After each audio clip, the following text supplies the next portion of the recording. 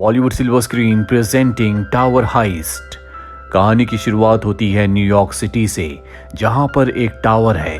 इस टावर का जो मैनेजर है उसका नाम जॉश है। इसी टावर में एक पेंट हाउस भी है, जहां पर आर्थर नाम का एक वॉल स्ट्रीट बिलियनियर रहता है, जो जॉश का दोस्त भी है।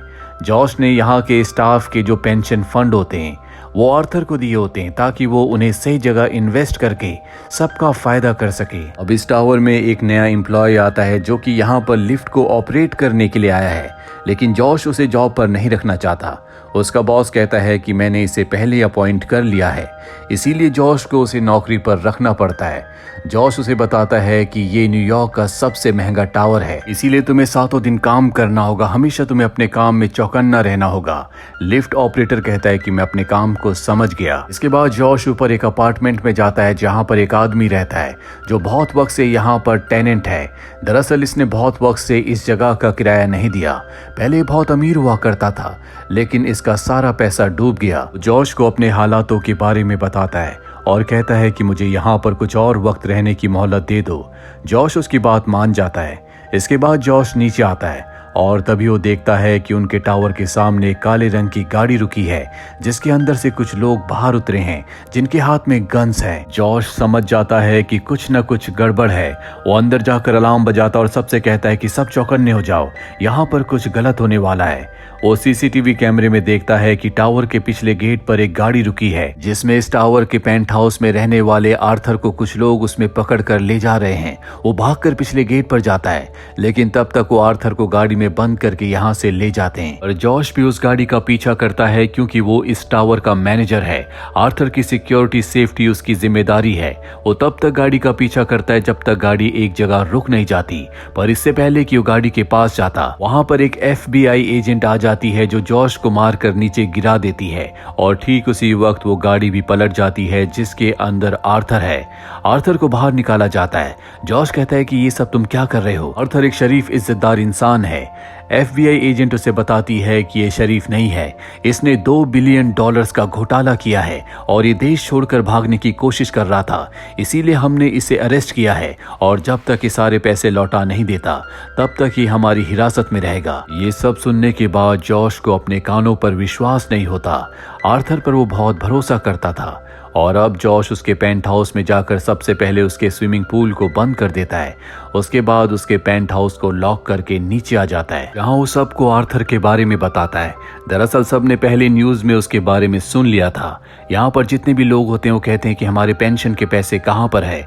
और अब जॉश उन सबको बताता है कि मैंने वो सारे पैसे इन्वेस्ट करने के लिए आर्थर को दे दिए थे, क्योंकि उसने मुझे विश्वास दिलाया था कि वो कुछ ही सालों में हम सब के पैसों को डबल कर देगा। एक एम्प्लॉय कहता है कि मैंने अभी अभी न्यूज में सुना है कि उसके अकाउंट में $500 से ज्यादा नहीं है। ये सुनकर सबके सब शॉक्ड हो जाते हैं। जॉश सबको यकीन दिलाता है कि मैं कुछ न कुछ जरूर करूंगा। कुछ दिनों के बाद आर्थर को बेल मिल जाती है, लेकिन उसे हाउस अरेस्ट होकर रहना होगा, यानी कि बिना FBI की मर्जी के वो बाहर नहीं जा सकता। हमें यहाँ पर उसके पेंट हाउस को दिखाया जाता है, जो बहुत ही आलीशान होता है, और यहाँ पर उसकी एक लाल रंग की फरारी भी होती है। इसके अलावा आर्थर के पास अब और कुछ नहीं बचा। जॉश जब अपने घर जा रहा होता है तो वो देखता है कि उसके बचपन के 2 स्लाइड को पुलिस वाले पकड़ कर ले जा रहे हैं, क्योंकि उसने किसी के घर पर चोरी की थी। ये देखकर वो हैरान हो जाता है। अब जब जॉश अपने घर पहुंचता है तो उसे फोन आता है कि टावर का जो डोरमैन है उसकी हालत बहुत ज्यादा खराब है, वो हॉस्पिटलाइज है। और जब वो हॉस्पिटल जाता है तो उसे पता चलता है कि डोरमैन ने अपनी जान लेने की कोशिश की। जब वो डोरमैन से पूछता है तो बताता है कि मैंने अपनी जिंदगी की सारी कमाई आर्थर को दे दी थी, क्योंकि उसने कहा था कि उसे कुछ अच्छे शेयर्स के बारे में पता चला है। 25 दिनों में मेरे पैसे डबल हो जाएंगे और अब मेरे पास कुछ नहीं बचा, यहाँ तक कि मैं अपने घर का किराया भी नहीं दे सकता। जॉश कहता है कि तुम चिंता मत करो, मैं तुम्हारे पैसे तुम्हें वापस दिलवाऊंगा। और इसके बाद वो आर्थर से मिलने उसके पेंट हाउस में जाता है, जहाँ पर वो बहुत गुस्से में होता है। आर्थर कहता है कि मैंने सबको कहा था कि इस काम में लॉस भी हो सकता है, मैं किसी की जिंदगी और मौत के लिए जिम्मेदार नहीं हूँ। ये सुनकर जॉश को बहुत गुस्सा आता है। वो वहां पर तोड़ फोड़ करके नीचे आ जाता है, जहां पर उसे अपना ब्रदर इन लॉ चार्ली मिलता है, जो यहाँ का केयर टेकर है, यानी कि इसी टावर में वो भी काम करता है। वो चार्ली से पूछता है क्या तुम्हें आर्थर के बारे में पता था? चार्ली कहता है कि मुझे उस पर शक था, मैंने कई बार लॉयर से उसे इस बारे में बात करते हुए सुना था। जॉश को पूरा यकीन हो जाता है कि आर्थर ने जो कुछ किया है वो जानबूझकर किया है। अगली रात को बार में जाता है जहां पर उसे FBI की वही एजेंट मिलती है जिसने आर्थर को गिरफ्तार किया था। वो बहुत ज्यादा शराब पी लेती है, साथ ही वो जॉश के साथ बहुत फ्रेंडली हो जाती है। बातों ही बातों में वो जॉश को बता देती है कि हमने आर्थर के लगभग सभी पैसों को रिकवर कर लिया है, लेकिन अब भी उसने $20 मिलियन छुपाए हुए हैं। FBI को अब उन्हीं पैसों को रिकवर करना है। अगली सुबह जॉश को एक आइडिया आता है, इसीलिए वो अपने ब्रदर इन लॉ चार्ली को, लिफ्ट ऑपरेटर को जो अभी अभी नई नई जॉब पर लगा है, साथ ही उस बिल्डिंग में रहने वाले उस टेनेंट को जिसके पास अब किराए देने के पैसे नहीं है, सबको अपने पास बुलाता है और बताता है कि FBI ने आर्थर के सभी पैसों को रिकवर कर लिया है, लेकिन अब भी उसने $20 मिलियन छुपाए हुए हैं। अगर FBI के हाथ वो लग गए तो हमें कुछ नहीं मिलेगा, हमें उन पैसों को चुराना होगा। लेकिन सबका एक ही सवाल होता है कि वो पैसे कहां पर हैं। तभी जॉर्ज को याद आता है कि कुछ वक्त पहले आर्थर ने अपने पेंट हाउस में कुछ काम करवाया था, हो ना हो वो अपने पैसे वहीं पर छुपा रहा था। चार्ली कहता है कि अगर उसके पेंट हाउस में पैसे हुए भी तो हम में से किसी को चोरी करने का कोई आइडिया नहीं है, हमें किसी प्रोफेशनल चोर की जरूरत है ताकि वो हमें चोरी करना सिखा सके। तभी जॉश को अपने दोस्त स्लाइड की याद आती है जिसे पुलिस पकड़कर ले गई है और अब वो पुलिस स्टेशन जाता है और उसकी बेल करवा कर उसे अपने घर ले आता है, जहां पर वो स्लाइड को पूरा प्लान बताता है। और जब स्लाइड उसके पूरे टीम मेंबर्स को देखता है तो कहता है कि मैं इस चोरी में तुम्हारा साथ नहीं दे सकता, तुम में से कोई एक पेन भी नहीं चुरा सकता। दरअसल ये सब के सब बहुत शरीफ होते हैं। जॉश कहता है कि तुम्हें इन्हें एक मौका देना चाहिए। स्लाइड कहता है ठीक है, तुम सब के सब मॉल के अंदर जाओ और वहां से कुछ न कुछ चुरा कर लाओ। सब के सब मॉल के अंदर जाते हैं और कुछ न कुछ छोटी मोटी चीजें चुरा कर लाते हैं। हालांकि स्लाइड उन सब से इम्प्रेस नहीं होता, लेकिन अब वो उनके साथ इस प्लान में शामिल हो चुका है, इसीलिए उस सबको बताता है कि हमें चोरी कैसे करनी है। वो पूरी की पूरी बिल्डिंग का उन्हें वीडियो दिखाता है और बताता है कि यहाँ पर बहुत सिक्योरिटी है, हमें कई बार सिक्योरिटी चेक को धोखा देकर अंदर जाना होगा। अब जब ये प्लानिंग कर रहे होते हैं तभी इनका डोर नॉक होता है। जॉश जब बाहर जाता है तो वहां पर FBI की एजेंट होती है जो जॉश से कहती है कि आर्थर ने तुम्हारे ऊपर केस किया है क्योंकि तुमने उसकी फरारी का शीशा तोड़ा था। अगर तुम उससे माफी मांग लो तो वो अपना केस वापस ले लेगा। जॉश उसकी बात मान जाता है क्योंकि वो अरेस्ट नहीं होना चाहता, इसीलिए वो आर्थर के पास जाता है और उससे माफी मांगता है। पर जाने से पहले वो आर्थर से कहता है कि तुमने जितने भी गरीब लोगों के पैसे खाए हैं, मैं उन सब के पैसे उन्हें वापस कर दूंगा। और अब अगले दिन हम देखते हैं कि ये चारों के चारों टावर के सामने जो रेस्टोरेंट होता है वहां पर बैठकर टावर को ऑब्जर्व कर रहे होते हैं। इसके बाद ये एक शोरूम के बाहर जाते हैं जहां पर बहुत सारे सेफ होते हैं। जॉश स्लाइड से कहता है कि तुम्हें इस सेफ को खोलना होगा। स्लाइड कहता है कि मैं इतना बड़ा चोर नहीं हूं, मैंने छोटी मोटी चोरियां की है। इस तरह के सेफ को खोलने के लिए हमें ऐसे इंसान की जरूरत है जिसने इस तरह के सेफ को कई बार बिना चाबी के खोला हो। जॉश को उसी के साथ काम करने वाली एक लेडी ओडिशा की याद आती है जिसके पिता लॉकर मैन है। वो अपने घर पर ओडिशा को बुलाता और उसे अपने प्लान के बारे में बताता है, पर ओडिशा साफ साफ मना कर देती है। पर जोश जब उसे बताता है कि हमें $20 मिलियन की चोरी करनी है तो वो इनकी टीम में शामिल हो जाती है। अगले दिन जोश जब अपने साथी के साथ टावर पर नजर रख रहा होता है तभी वो देखता है कि चार्ली टावर से बाहर निकल रहा है। वो चार्ली के पास जाता और कहता है कि तुम टावर के अंदर क्यों गए थे। चार्ली बताता है कि मैं जनरल मैनेजर से मिला था, मुझे मेरी जॉब मिल चुकी है और अब मैं तुम्हारे प्लान में शामिल नहीं हो सकता क्योंकि तुम्हारे साथ जितने भी लोग हैं वो सब के सब बेवकूफ हैं। तुम कभी इस चोरी को नहीं कर सकते और ना ही मैं तुम्हें इस चोरी को करने दूंगा। दरअसल चार्ली अब खुद भी इस टावर का एम्प्लॉय है, इसीलिए वो चाहता है कि यहाँ पर चोरी ना हो। जॉश इस बात से परेशान हो जाता है। कुछ देर के बाद उसे FBI एजेंट का कॉल आता है। वो बताती है कि तुम्हारे ऊपर आर्थर ने अब भी केस किया है, हालांकि तुमने माफी मांग ली, लेकिन वो तुमसे बदला लेना चाहता है। ये सुनकर जॉश परेशान हो जाता है। वो अपने टीम मेंबर से कहता है कि हमें कल ही चोरी करनी होगी। अगले दिन थैंक्स गिविंग पार्टी होती है। वो लिफ्ट ऑपरेटर से कहता है कि तुम जाओ और किसी भी कीमत पर चार्ली की पत्नी के मोबाइल को लेकर आओ जो प्रेग्नेंट है, जो अपनी मॉम के घर जा रही है। लिफ्ट ऑपरेटर ऐसे ही करता है। वो मेट्रो में होती है। वो मेट्रो में उसके पास जाता है और उसका मोबाइल निकालने में कामयाब हो जाता है। वहीं टावर के बाहर जॉश देखता है कि स्लाइड अपने आप ही अकेले टावर के अंदर जा रहा है, जो इनके प्लान का हिस्सा नहीं है। जॉश समझ जाता है कि स्लाइड इन सबको धोखा दे रहा है क्योंकि उसने ओडिशा से सेफ को खोलना सीख लिया था। वही लिफ्ट ऑपरेटर को दिखाया जाता है जो चार्ली की पत्नी की मोबाइल से उसे मैसेज करता है कि अचानक से मेरी तबीयत खराब हो गई, जल्दी तुम मेरी मॉम के घर आ जाओ। चार्ली को जैसे ही ये मैसेज मिलता है वो अपना सारा काम छोड़कर अपनी पत्नी से मिलने के लिए निकल पड़ता है। टावर के अंदर हमें ओडिशा को दिखाया जाता है जो किसी का बर्थडे सेलिब्रेट कर रही होती है। दरअसल ये इनके प्लान का एक हिस्सा होता है। सारा का सारा स्टाफ उस जगह इकट्ठा हो जाता है जहां पर बर्थडे सेलिब्रेट हो रहा होता है और ठीक इसी वक्त सबको टावर के अंदर घुसने का मौका मिल जाता है। वहीं स्लाइड को दिखाया जाता है जो इस टावर के जनरल मैनेजर के पास जाता है और कहता है कि मुझे यहाँ पर एक कमरा चाहिए। जनरल मैनेजर उसे कमरा दिखाने के लिए ले जाता है और बड़ी चालाकी से स्लाइड उसे कमरे में बंद कर देता है, जिसके बाद वो पेंट हाउस में आ जाता है जहां पर बाकी लोग पहुंच चुके हैं।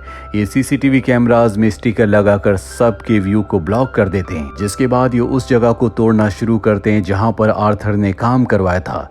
उस दीवार को तोड़ने के बाद इन्हें पीछे सेफ मिल जाता है। तभी इनके ऊपर स्लाइड गन तान देता और कहता है कि सारा पैसा मेरे हवाले करना होगा। और तभी वहां पर ओडिशा आ जाती है। वो स्लाइड के ऊपर गन तान देती है, जिसके बाद ये स्लाइड की गन छीन लेते हैं और अब स्लाइड इनके कब्जे में है। वहीं आर्थर को दिखाया जाता है जो कोर्ट पहुंच जाता है। दरअसल जॉश ने उसे कहा था कि आज हमें जज के सामने पेश होना है, लेकिन यहाँ पहुंचकर उसे पता चलता है कि आज कोर्ट की छुट्टी है क्योंकि आज थैंक्सगिविंग है। जज आज कोर्ट नहीं आएंगे।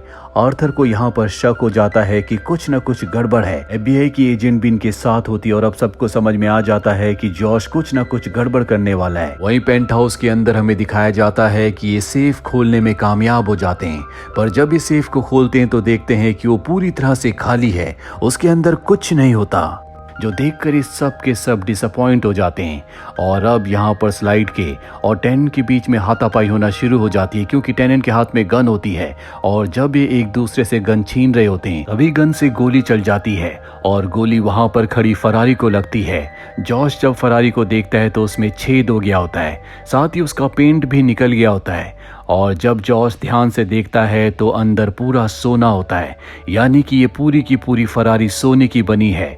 इसके बाद टेनेंट उसे ध्यान से देखता है और बताता है कि ये 20 मिलियन की नहीं बल्कि लगभग 45 मिलियन डॉलर्स की है। पहले सोचते हैं कि ये इसके पार्ट्स को निकाल कर यहाँ से ले जाएंगे, पर जॉश कहता है कि हमें इस पूरी फरारी को यहाँ से ले जाना होगा।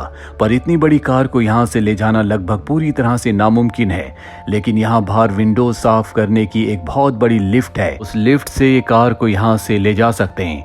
अब ये उस ट्रॉली को नीचे लाते हैं, साथ ही ये इस पूरे के पूरे पेंट हाउस के बड़े बड़े शीशे होते उन्हें निकाल देते हैं, जिसके बाद उस ट्रॉली उस लिफ्ट की जो वायर्स होती है उसे फरारी के पीछे बांध देते हैं, जिसके बाद ये फरारी को बाहर लटकाते हैं। इसी बिल्डिंग में टेनेंट का भी फ्लैट है। टेनेंट अपने फ्लैट में जाता है और अब उसे इस कार को अपने फ्लैट में खींचना है, लेकिन जब वो ऐसा कर रहा होता है तो वो डर जाता है क्योंकि ये इतना आसान नहीं है। अब उसकी मदद करने के लिए जॉश और स्लाइड जाना चाहते हैं, लेकिन तभी बाहर FBI का एक एजेंट आ जाता है जिसे इन्होंने बेहोश कर दिया था।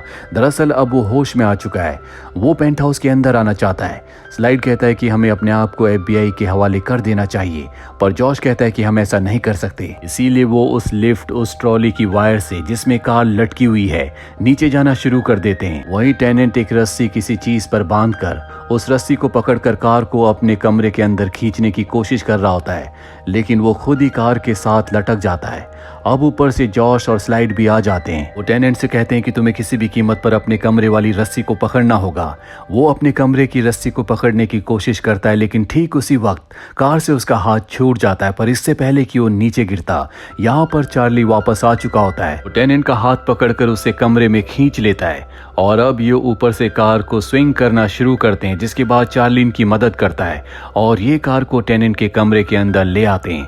यहाँ पर चार्ली इन सब पर बहुत गुस्सा होता है क्योंकि वो यहाँ पर अब जॉब करता है और उसने इन्हें यहाँ पर चोरी करने से मना किया था। जॉश कहता है कि ये पूरी की पूरी कार सोने से बनी है, इसकी कीमत 45 मिलियन डॉलर्स है।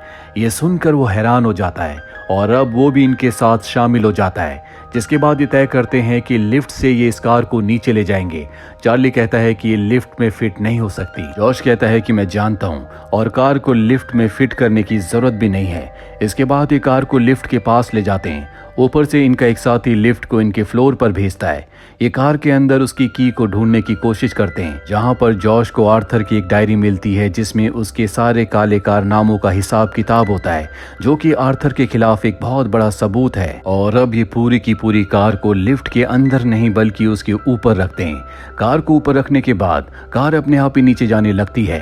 ये ऊपर से लिफ्ट ऑपरेटर से पूछते हैं कि कार नीचे क्यों जा रही है। इनका साथी लिफ्ट ऑपरेटर इन्हें बताता है कि मैनुअली लिफ्ट को नीचे बुलाया गया है और अब लिफ्ट नीचे ग्राउंड फ्लोर पर पहुंच जाती है और ये लिफ्ट के ऊपर होते हैं और अब आर्थर FBI के एजेंट्स लिफ्ट के अंदर आ जाते हैं।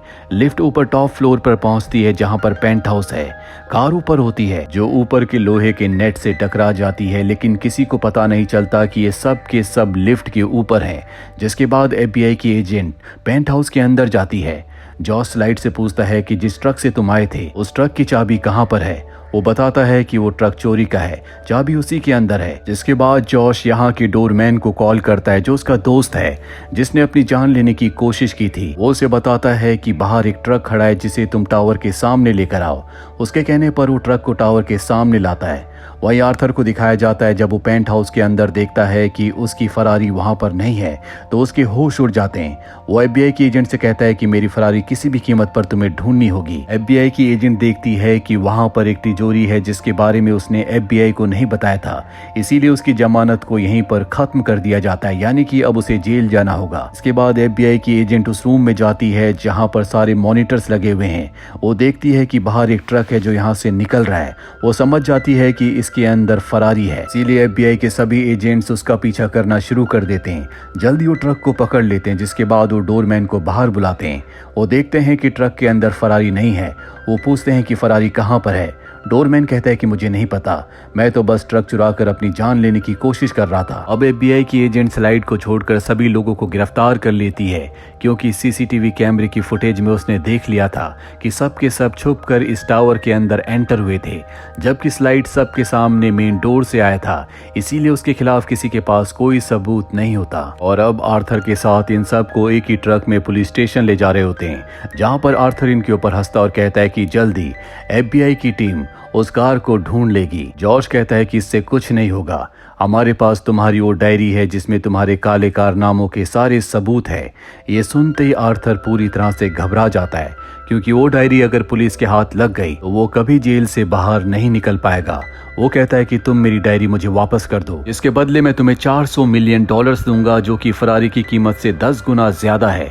पर ये कहते हैं कि टावर का एक रूल है, वहां पर कभी कोई टिप नहीं लेता। ये इस डील के लिए मना कर देते हैं। और अब टावर में काम करने वाली एक लड़की जो कि वकील बन चुकी है, वो FBI के एजेंट से मिलती है और कहती है कि हमारे पास वो डायरी है, उस डायरी के बदले तुम्हें इन सबको रिहा करना होगा। FBI के एजेंट कहते हैं कि हम सबको रिहा कर देंगे, पर जॉश को हमें कस्टडी में रखना होगा। जॉश कहता है कि ठीक है, लेकिन मेरे साथियों के ऊपर किसी तरह के कोई चार्जेस नहीं लगने चाहिए।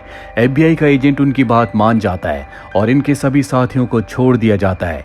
जिसके बाद ये सब के सब द टावर के टॉप फ्लोर में जाते हैं जहाँ पर स्विमिंग पूल होता है।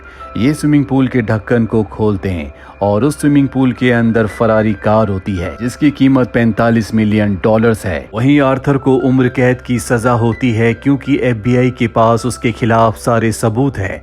साथ ही जॉश को 2 साल की सजा सुनाई जाती है। यहाँ पर जितने भी एम्प्लॉयज होते हैं जिन सब के पैसे आर्थर ने खा लिए थे, उन सब के घर में एक एक गिफ्ट पहुँचता है और जब वो उस गिफ्ट को खोलते हैं तो उसके अंदर फरारी के पार्ट्स होते हैं जो कि सोने के हैं, जो पाकर सब के सब बहुत खुश हो जाते हैं। इसी के साथ ये फिल्म, ये कहानी यहीं पर ख़त्म हो जाती है। उम्मीद करते हैं कि ये कहानी आपको पसंद आई होगी।